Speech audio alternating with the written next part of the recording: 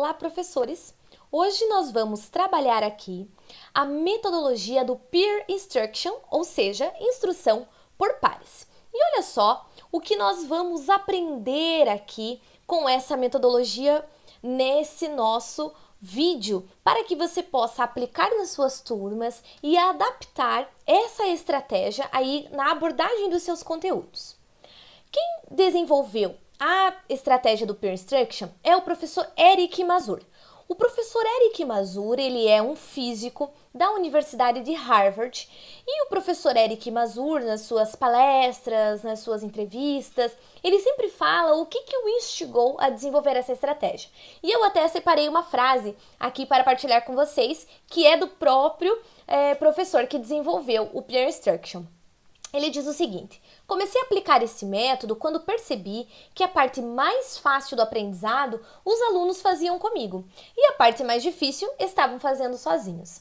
Então veja, no modelo tradicional de ensino, o que nós fazemos, né? O aluno chega até nós, no momento em sala de aula, nós explicamos alguns conteúdos, tentamos trazer de uma forma didática essa compreensão sobre o assunto que ele precisa aprender e então indicamos para que ele faça exercícios, questões, resolva análises de estudos práticos sozinho.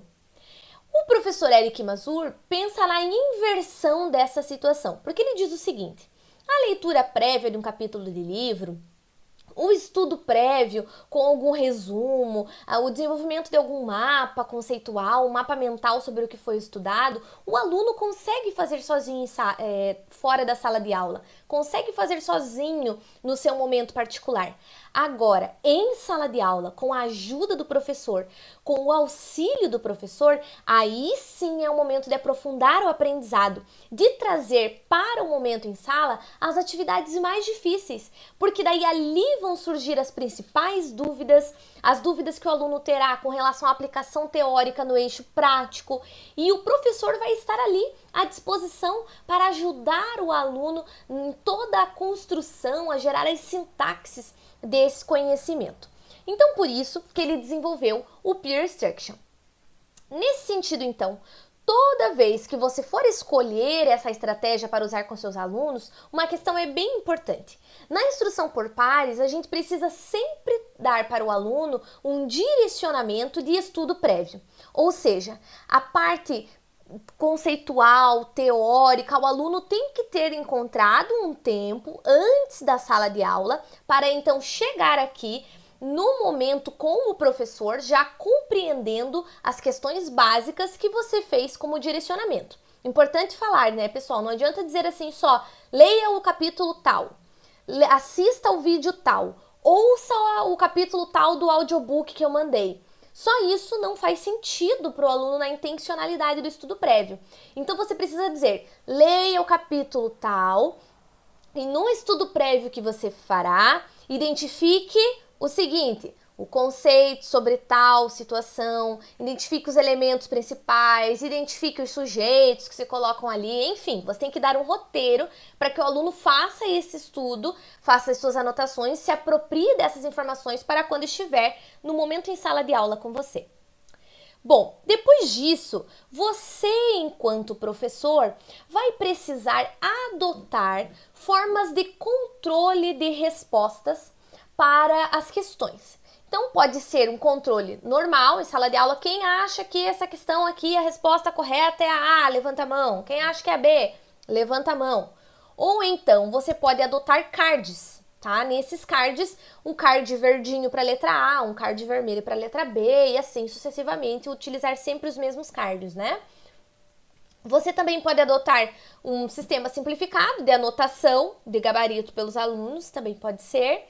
Ou você pode ter um sistema de leitura de quiz, que a gente chama. Um dos aplicativos que eu utilizo bastante para isso é o Plickers, que é um aplicativo que tem muitas ferramentas gratuitas e os alunos não precisam estar conectados na internet, porque eles usam um cartão em código e conforme o posicionamento do código que eles colocam, indica qual letra eles estão colocando ali para a resposta daquela questão. E o único que precisa ter internet e acesso ao aplicativo é o professor, que ao ligar o celular dele, ele faz então assim a leitura, né? Posicionando o smartphone e lendo os cards que os alunos colocam. Ou então, que é muito utilizado também, são os formulários, o Google Forms, Microsoft Forms, algum formulário de questões que você tem aí no seu sistema, na sua instituição, no seu ambiente virtual de aprendizagem, que os alunos consigam acessar e que você consiga ver as respostas em tempo real e consiga analisar então a percepção deles. Bom, para isso, nós temos então algumas indicações aqui que são importantes. Primeiro, né, entender o fluxograma do Peer Instruction. Então vejam que a gente tem o início de uma exposição dialogada em sala de aula. Depois nós temos uma questão, que pode ser uma questão conceitual, uma questão prática, que você coloca para os alunos. E você então dá indicações, possibilidades ali, alternativa A, alternativa B, alternativa C. Indica-se pelo menos 3 alternativas, para você verificar a quantidade de acertos. Se essa quantidade de acertos for menor do que 70% da turma, o que você vai fazer? Você vai propor a discussão em pequenos grupos, em duplas ou trios, no sentido de cruzar as informações. Olha só, pessoal, quem que colocou a letra A? Quem que colocou a letra B? Agora você que colocou a letra B, conversa aí com seu grupo de colegas.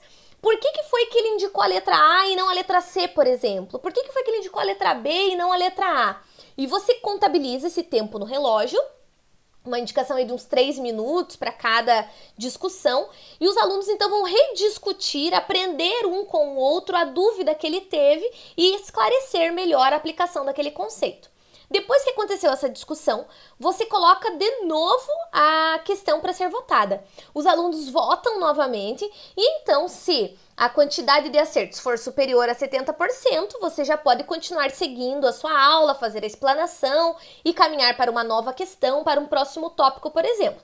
Se for menor de 70%, você precisa revisitar o conceito, revisitar o conteúdo, porque significa que os alunos estão tendo dificuldade de compreensão dessa temática, tá? Agora aqui, é importante, a gente está usando aqui o termo questões, né? Nova questão, próximo tópico, mas ao invés de ser uma questão especificamente, como se fosse uma pergunta, pode ser uma análise, por exemplo, de uma jurisprudência, de uma decisão, de um trecho de uma sentença, pode ser uma análise de um caso midiático, de um caso que está aparecendo muito sobre a tua disciplina ali naqueles dias e que você quer trazer para que os alunos identifiquem as proposições que podem ser encontradas ali com relação aos conceitos que você está estudando.